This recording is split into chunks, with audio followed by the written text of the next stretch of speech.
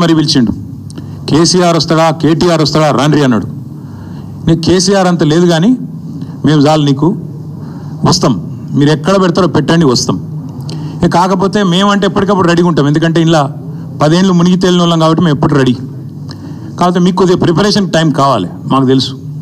ఎందుకంటే మీ మంత్రులు గతంలో కూడా మేము శాసనసభలో మీరు ప్రతిపక్షంలో ఉన్నప్పుడు కూడా చర్చ పెడతామంటే మేము ప్రిపేర్ అయ్యి రాలేదండి అంటారు.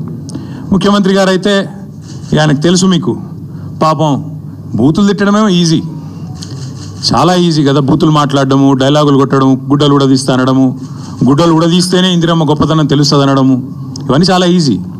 కానీ ముఖ్యమంత్రి గారికి నేను ఎందుకు 72 గంటలు టైం అంటున్నా అంటే, మళ్ళీ మీరు అక్కడికి చర్చకు వచ్చి బేసిన్లు బెండకాయలు అని చెప్పి ఆయనతో ఉన్న పరువు తీసుకుంటే తెలంగాణ ముఖ్యమంత్రి పరువు పోతుంది. ఇప్పటికే మీరు ఎంత సిగ్గుమాలిన వ్యక్తో ఇప్పటికే అందరికి అర్థమైపోయింది. ఎవడన్నా అడుగుతాడండి ముఖ్యమంత్రి దేవాదుల గోదావరి బేసిన్లు ఉన్నదా అని అడిగే పరిస్థితి ముఖ్యమంత్రిది. బేసిన్ తెలియదు, బెండకాయ తెలియదు. దాంతోపాటు ఇంకా దరిద్రం ఏంటంటే నల్లమల పులి అని చెప్పుకుంటాడు, నల్లమల తెలంగాణలోనే ఉంది కదా అని అడుగుతాడు మీటింగ్లో. అంటే ఇంత నికృష్టమైన వ్యక్తి కాబట్టే కొద్దిగా ప్రిపేర్ అయ్యేందుకు టైం వారికి 72 గంటల సమయం ఇస్తా ఉన్నాం.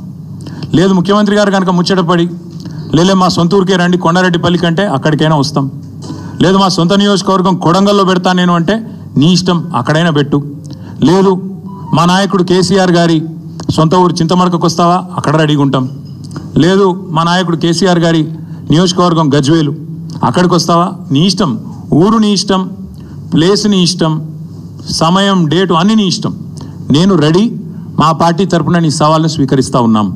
ఇందులో ముఖ్యమంత్రి గారి తరపున మరి ముఖ్యమంత్రి గారు ఇచ్చిన సవాల్ను పార్టీ తరపున నేను స్వీకరిస్తూ ఉన్నా.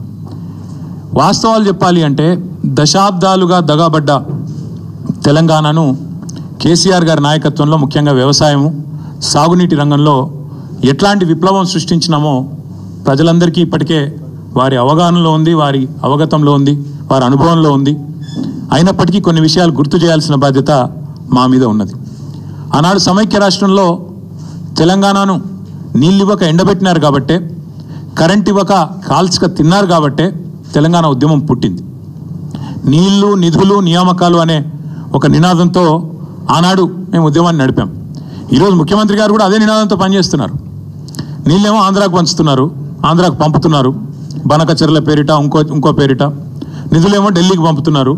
ఇక నియామకాలు మీకు తెలుసు, ఆయన అనుయాయులకు ఆయన తొత్తులకు కొంతమందికి నియామకాలు మాత్రం ఇచ్చుకొని బ్రహ్మాండంగా వాళ్ళతో తెల్లారలేస్తే మమ్మల్ని తిట్టించే కార్యక్రమం మాత్రం చేస్తూ ఉన్నాడు.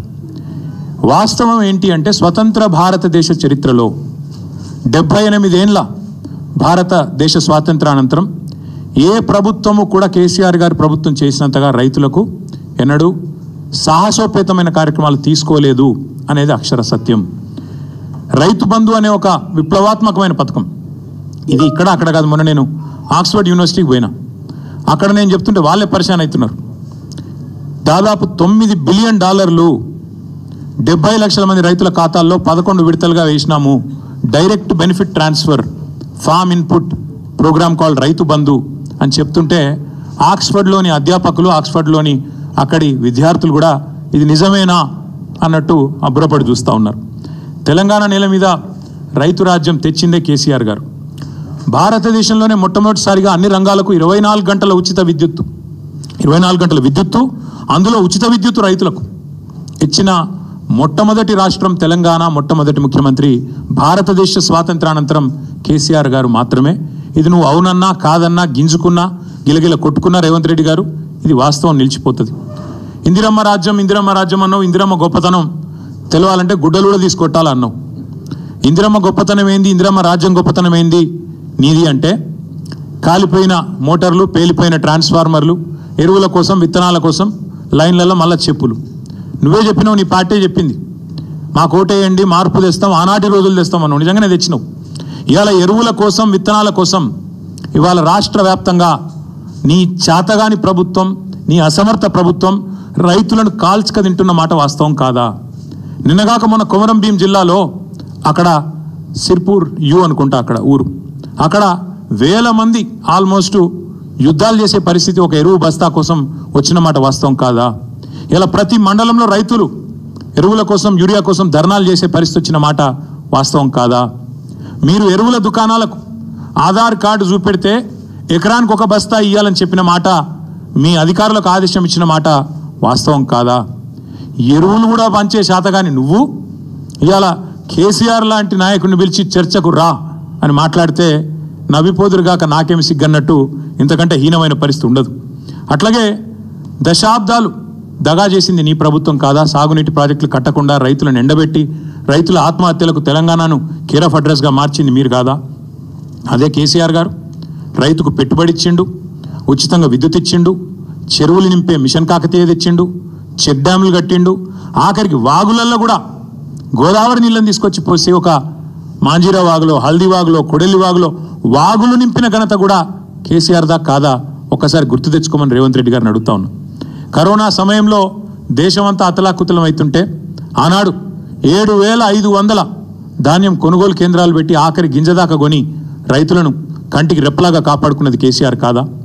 మార్కెట్ యార్డులకు ఇవాళ ధాన్యం వస్తే ఎక్కడ బోనస్ ఇవ్వాల్సి వస్తుందో అని ఎగ్గొట్టి దాచుకుంటున్నది నీ ప్రభుత్వం కాదా అని నేను అడుగుతా ఉన్నా.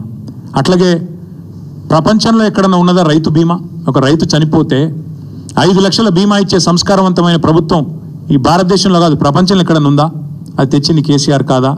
ఇవాళ రైతు బీమా కూడా ఎగ్గొట్టి గత 3 నెలలుగా ప్రీమియం కట్టకుండా మరి ముఖం చాటేసి వేలాది మంది రైతులు ఉసురు తీస్తున్నది కాంగ్రెస్ ప్రభుత్వం కాదా? ఇట్లా 1, 2 కాదు.